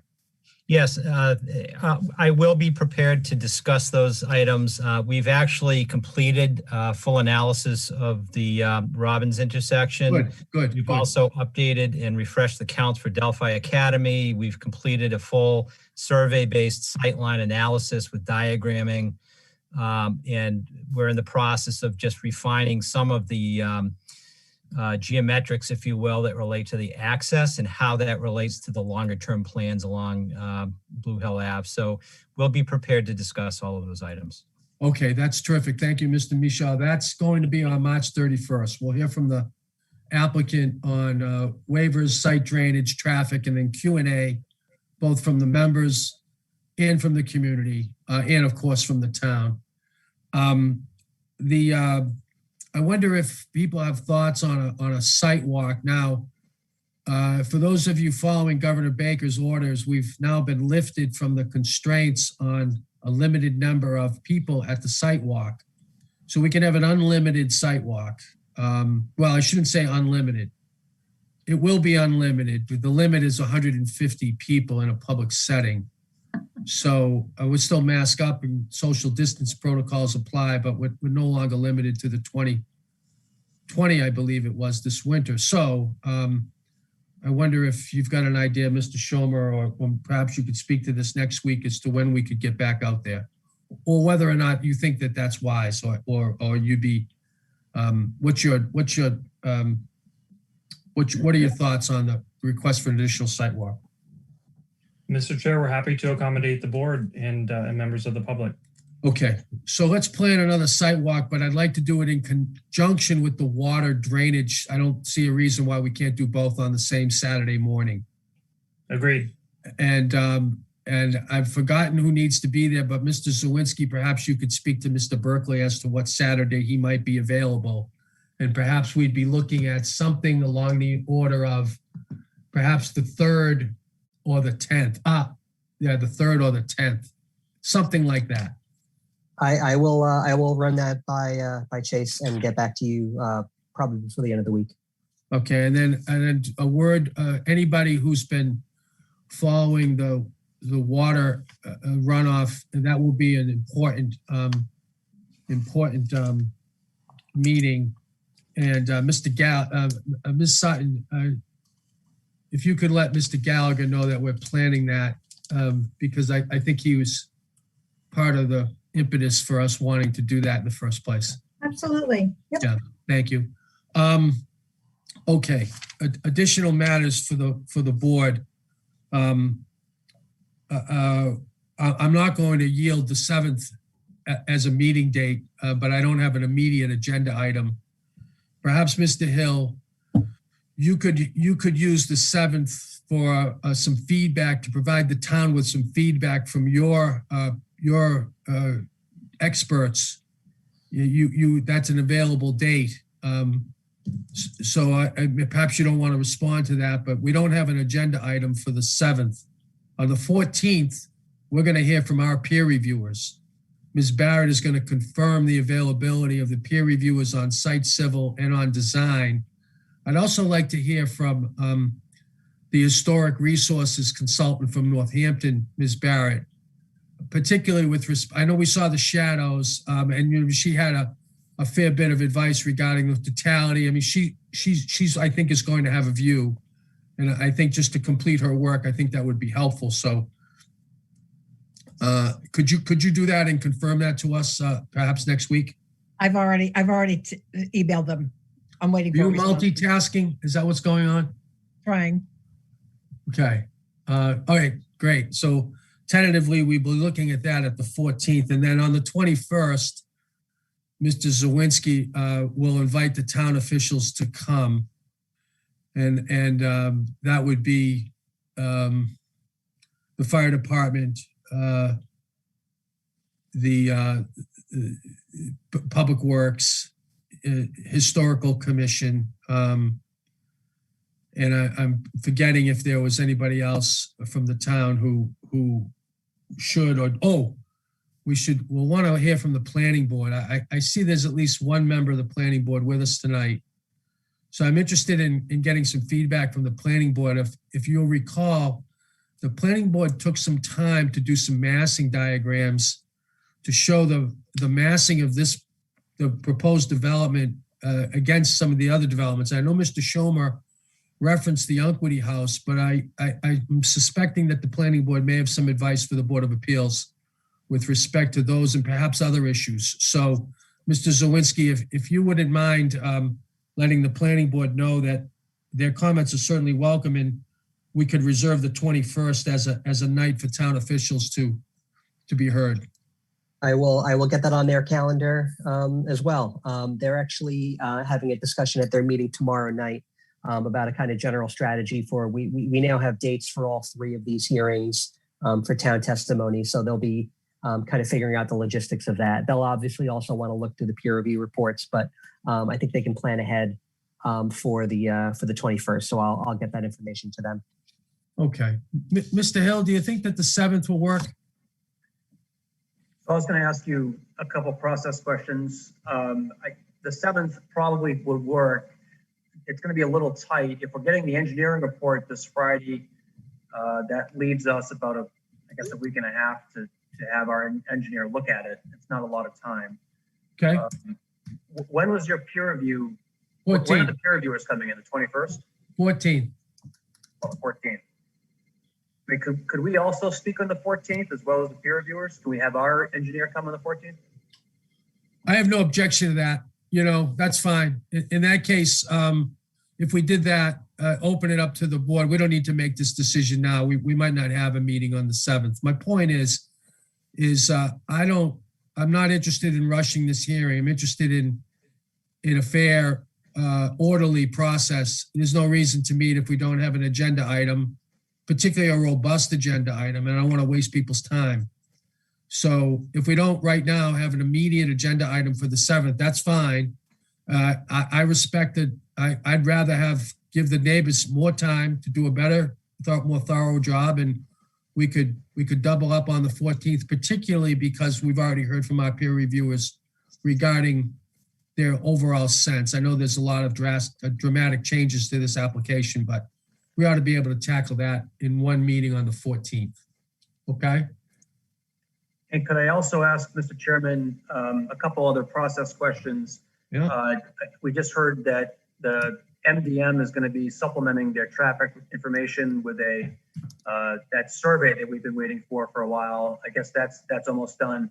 Can we find out when that supplemental report's going to be filed so that we can budget our time around that to have our reviewer look at it? Mr. Michaud, any idea? Sure. We've got the findings in draft form. What we're trying to do is finalize some of the responses as they relate to the access itself and the geometry and its relationship to the longer term plan along Blue Hill Ave. So that's going to take us another day or two to work out with the team. So we're expecting to file something for peer review response, inclusive of the issues that were raised by Mr. Hill's experts, probably on Tuesday. So that's my best guess. If we can get it done earlier, we'll certainly file it earlier, but I would say no later than Tuesday. So Mr. Hill, what we'll be looking at is not unlike what we've got tonight, where with respect to traffic, people won't really have an opportunity to take a good hard look at Mr. Michaud's data for the purpose of asking questions, but you will have the opportunity on the 14th to make a presentation, rebuttal, question, testimony, et cetera. So okay, I think that's a fair resolution. I won't, for people listening, I would ask that they take a look at the website on Friday, because it seems to me, we'll be getting information not just on the town waivers, but also from Mr. Burke on the drainage, which is an area that people are very interested in. And then, as is typical, as we approach the hearing date, we'll be seeing more information. So people should take a look if they're interested on Tuesday or Wednesday of next week for some additional materials. Thank you, Mr. Chairman. And two quick additional things. With that meeting that you mentioned with Mr. Berkeley, I kind of missed the details on that. Is that going to be a Zoom meeting coming up? No. We're going to have a site walk, and the site walk is going to be a retour of the meeting with unrestricted attendance because of the limitation, the lifting of the governor's order, not the lifting, but the modification of the governor's order. And I mean, I say unlimited. It's not, and not everyone in town is going to come. It's limited to 150. I don't think we'll have that many. In addition, we'll have a walk down the hill as we had planned. Mr. McGrath had asked about, and we had committed to see the swale, how the water flows, what kind of damage is being done, with the idea being that that walk would terminate at the bottom of the hill at Alfred. Okay. One of the comments on the same Saturday, and the idea would be we'll try to do that perhaps on the 3rd or perhaps on the 10th. Mr. Zawinski was going to check Mr. Berkeley's availability. One of the comments that we made last meeting, I believe it was the issue with that stream that we all have been talking about that flows roughly parallel to the northern site boundary. That stream has a very large watershed area. Basically, from what we understand, it collects drainage from a large swath of neighborhoods from Bose Hill and in that vicinity. We would recommend that there be a watershed analysis so that, and this is relatively common with these kind of projects, so that everyone can understand where that water comes from and how much water is moving through that stream during storm events. Because ultimately, this project's drainage, this project's runoff is going to end up in that stream or in that vicinity, in that watershed. So I don't know if there's been any willingness on the applicant's part to do that watershed analysis, but we would recommend that happen as part of this, as part of the overall drainage design and review. Let's do this. Fair question. I don't know the answer. No, Mr. Burke, I don't know that. Well, hang on. Let me just say this. I think I want to hear from Mr. Burke, but we've agreed that next Wednesday we'll hear additional testimony on the waivers, on the traffic, and on the drainage. As a part of that, we could hear about the watershed analysis. But I'll recognize you, Mr. Burke, if you'd like to be heard. Just real quick, the part of this project is the significant reduction of watershed towards that brook. That's all. Okay. I'd like you to. I'm not asking for you to do that tonight, but because I want to get a little smarter about what a watershed analysis is as well. But I think we should have an answer to that question as to whether or not one is appropriate, and if it is appropriate, whether it will be done. But that feels technical to me, and I want to get smarter about it as well. Certainly.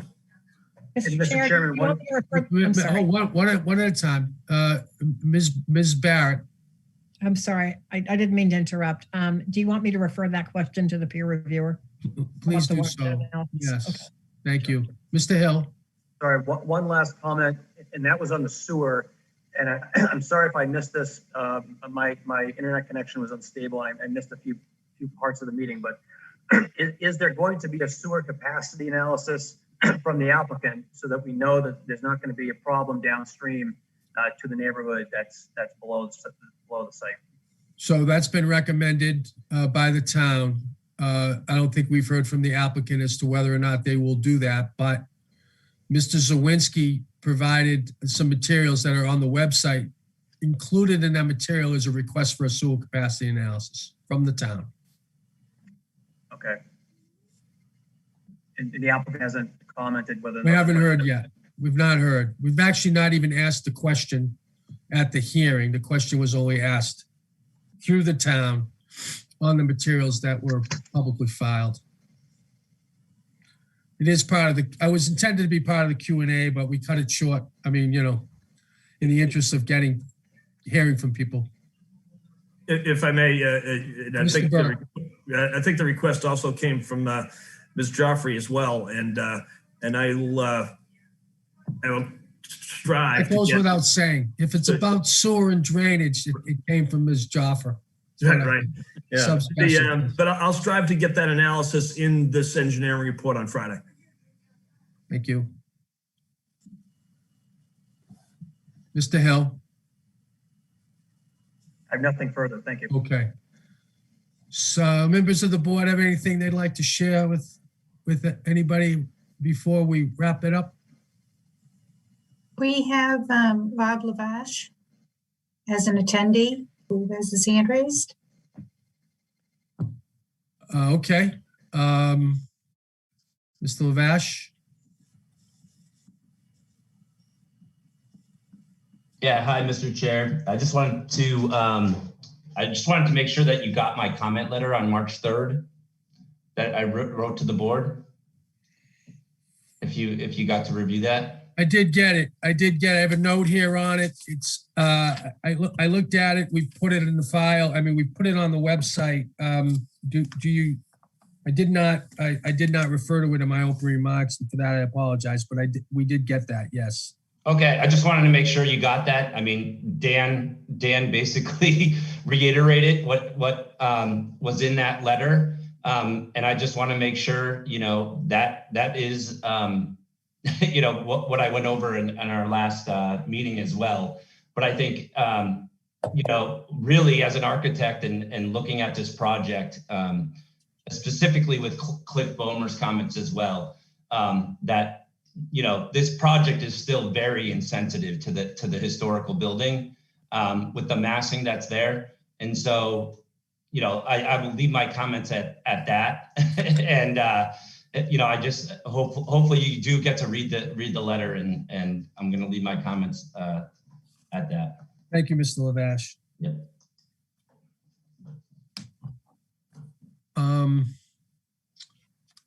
And we probably should hear more on that in the expanded Q&A that we'll go through on the 31st. Let me just recap where we are,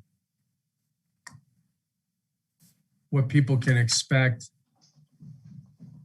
So on the 31st, we'll hear in the waivers, the site drainage, the traffic, and you'll have an expanded Q&A to finalize what we've heard, the Q&A from tonight, including Mr. Lavash's point, Ms. Donahue's question, and any other questions from both the community, the town, and the members of the board. On the 7th, we're going to hold that open. I don't know that we'll meet. We'll see. On the 14th, we'll hear from our peer reviewers, subject to confirmation from Ms. Barrett. But at a minimum, the town, the neighborhood will be prepared to comment. So we'll hear from some testimony from the neighborhood. And on the 21st, we'll hear from the town, including to the extent that they feel, to the extent that they wish to, from the planning board, and certainly the historical commission and the DPW and the fire department. That's the near-term scheduling for this hearing through April 21st. Anybody have any other matters to be heard before the board tonight? Not from us, Mr. Chair. Thank Okay, you. hearing none.